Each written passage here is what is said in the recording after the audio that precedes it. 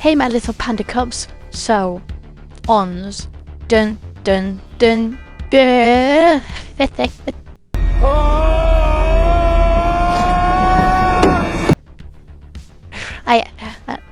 was here going to post pictures of, you know, the stereotypical Hons that you see on the internet, but I thought, one, that's mean, and that's mean and not nice, and actually kind of the opposite of the point of this video, and two, it's a breach of people's privacy. I don't do that. That's not very nice. So I posted pictures of myself because I'm a Hon. I'm a Hon, but I don't care about being a Hon, and we'll come to that later. The point is, me being a Hon isn't the reason that I have this opinion in the upcoming video, right?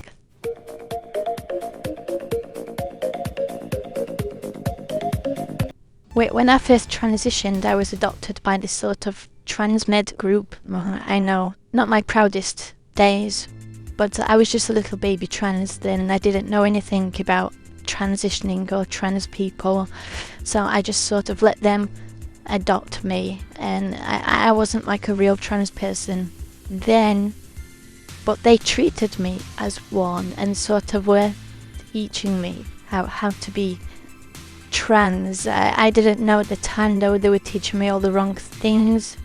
I know that now, but one of them is, if you're a Hon, and they used to mock Hons. I never liked that, and it was kind of mean, but they used to tell me that if you don't pass, then you should boy mode and you shouldn't girl mode because it looks bad for the trans community.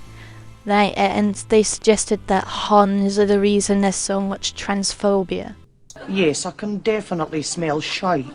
I didn't buy this for long. It didn't take me long to be in the trans community to realise this wasn't true, because people who passed perfectly, and although they can be stealth in public, if they told people they're trans, they got just as much transphobia as a Hon did.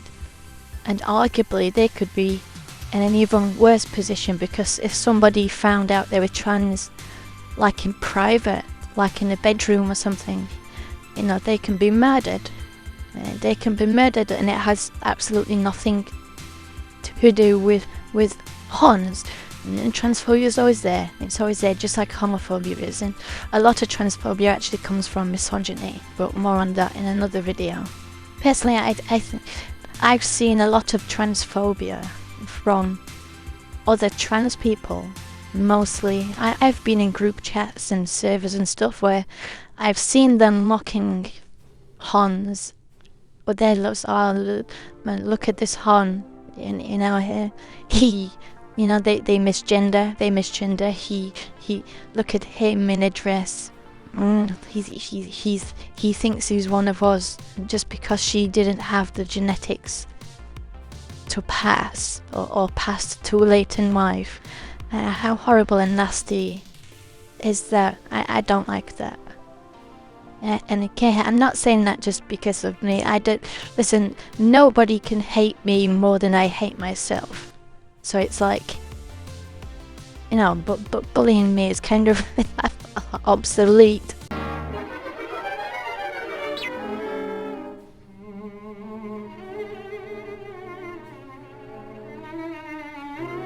It's water off a duck's back and bounces off me like a bullet off of Superman's chest. It doesn't matter to me. It is what it is. I'm living my best life. I don't care. I rolled the dice. I lost the gamble. It's whatever. I'm making the best of it. I will never come out of girl mode. I don't care what you say or think. But a lot of Hons do, you know. These are people, human people with feelings and emotions. A life with dysphoria is miserable. It's miserable. And somebody putting on a dress or a skirt, girl moding, regardless of what they look like, if that brings them a tiny bit of joy or happiness, then good for them. They should be allowed to wear what they want, regardless of what they look like, regardless of how masculine they appear. I used to, back when I was boy moding, I used to see these pictures of Huns, and while other people were like mocking them, I was thinking I was envious of them. I was jealous of them. I used to wish that I had their confidence. Yeah, these people, they know what they look like, but they went out in skirts and dresses, and they didn't care what people thought, and they were just living their life the way they want to, and having fun with it. And I was jealous of that. I wish I had the guts to do that.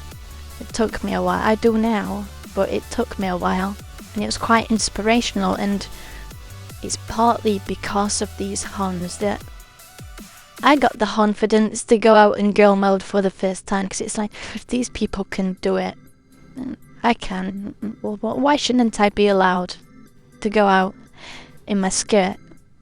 Why shouldn't I? Why shouldn't I be allowed to go out in a dress? I bought a new dress, by the way. Look, you like it? My very first dress. I still wish I passed. Of course I do. I wish I passed. You know, doing stealth. It's the dream, right? Passing as cis. It's the ultimate dysphoria killer. But sadly, it's not going to happen. And me, and not without extensive, expensive surgeries anyway. I don't care anymore. I'm not going to off myself over it, you know, like I used to say I would. I'm past that. Instead, I found the positive. And the fact is, a lot of trans people aren't going to pass ever. I think I could with surgeries. Maybe I'm being optimistic, I don't know, but I think with the right surgeries I could. But there's a lot of trans people out there who won't, even with their surgeries, because they're so masculinized. Does that mean they're not allowed to ease their dysphoria in a way? We live a very short, miserable life. Why shouldn't they be allowed to wear what they want and feel how they want, even if it's just for a few hours? You know, they go out in a dress for a few hours. Why shouldn't they be allowed to do that without being mocked for it, or insulted, or abused, or assaulted? I mean, what are clothes anyway? They're just pieces of cloth, right? All clothes are gender neutral anyway, if you stop being a little bitch about it. I wish I wasn't a Hun. I don't really care that I am that much anymore, because it gives me a chance to be a flag bearer. It gives me a chance to be a representative. You know, I go out in my dress or skirt looking visibly trans. Imagine how many boy moders or eggs or guys who are just questioning their gender but too scared to talk about it or navigate it. And they see me just living my life happy, a happy little panda, and hopefully that will give them the inspiration and confidence to do what they like, and to bring themselves a little happiness. People who say, you know, oh no, you have to live miserable, you know, with your masculine mask, and just to make bigots feel comfortable. No. Mm-mm. No. Hell no! No, that's not life. What was the point in that life? It's a really nasty, horrible way to think. And this is one reason I left the transmed community, because of those kind of views and opinions. They really are bitter, hateful people, some of them. I'm not labelling them all like that. The fact is, some of us are going to be visibly trans, and that's okay, because we can be leaders But those stuck in boy mode were too scared to live their lives. Like, hey, look at me, I'm living my life, I'm happy, you know. And I found people supportive, most people. I've run into a couple of bigots and transphobes, of course, but the majority of people I've met are always nice and encouraging and supportive. You know, I had a girl come up to me in Superdrug, that's a store here in the UK, right there. It's like a chemist, but also like sell makeup and stuff, right? And I was there looking for some concealer to hide my goddamn 5 o'clock shadow. I still haven't had laser yet. And I was stood there looking confused because I looked online. I need a peach colour corrector and a cream concealer, cream foundation, and a blurring primer. That's what I was. And I was looking confused. This girl came up to me and she said, "Are you okay there? You're looking confused." And I said, "No, yeah, I need a peach concealer and a blurring primer and a cream concealer, but I don't know what to get. I'm new to all this." And she says, "Oh, don't worry, darling. Here." And she was like, "Here, get this one and this one. He's a peach he's this one." She was amazing, and she just got me this handful of makeup. And I actually got her phone number. She wants to meet up on Saturday for coffee. And she promised, she told me to get some fake eyelashes. She told me if I get some fake eyelashes, she'll show me how to put them on and stuff like that. She's really nice. And that's my general experience with people in real life ever since Girlmoding. And I don't think other Hons should miss out on this experience just because they think they're not allowed to dress femininely, you know, if they don't look feminine enough. You know, decades ago when people saw a disabled person in public, somebody with Down syndrome or an amputee, you know, a limb missing, you know, people would stare, people would mock. In some cases people abuse them, you know, freak, shout freak, and stuff like that, because it was rare. It was rare, it was seen as not normal. But then they were given representation, on TV and in media, they were visible. And the more visible they became, the less became the stigma, right? The stigma decreased. As visibility goes up, the stigma goes down. So right now, you get the odd stare and snicker and a horrible comment from transphobes, because there's some people, it's the first time they've ever seen a trans person in real life. So there's that stigma, it's not normal. So what we need is more trans visibility, not less. And trans people who don't pass shouldn't be hidden away. They should be put at the front. And they should be given support and encouragement to be themselves.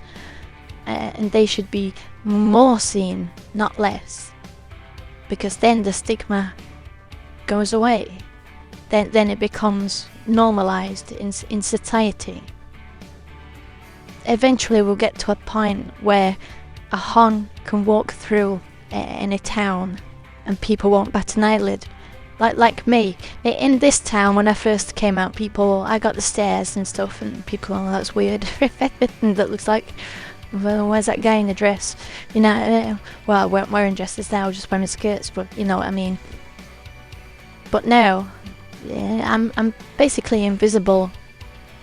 Because people have seen me, people around here, and I live in a small town, people have seen me so often that they don't bat an eyelid anymore, they don't care. You know, they don't even look at me, they just walk past, you know. I'm just a trans girl doing my shopping, nothing to see. And people don't really notice what I'm wearing or anything anymore, or take note of what I look like. And most people like when I go to any shop, they tell worker, they treat me and talk to me like I'm a girl. everybody treats me and talks to me like I'm a girl, regardless of what I look like. Because, you know, I'm presenting femininely. Yeah, I come across as quite feminine in real life, I think. People just see me as a girl in spite of what I look like. Because they've seen me so often, it's become normal to them. And I've talked to people, yeah, I'm trans, I'm transitioning. Yeah, no, I don't pass, but, you know, it is what it is. I'm just living my life. And they know I'm not doing any harm. I'm just a girl out shopping. And that's what we need. We need trans people to be humanized. Well, once people meet a trans person and see that you're just a human living your life, and you're just trying to give yourself a little bit of happiness and you aren't hurting anyone, you become humanized, and that's how we end bigotry and ignorance and hatred. So yes, my fellow Huns, you are allowed to dress femininely if you don't pass. Big Sis Panda will always support your right to do so. Now, put on the skirt and kitty ears. Zippity.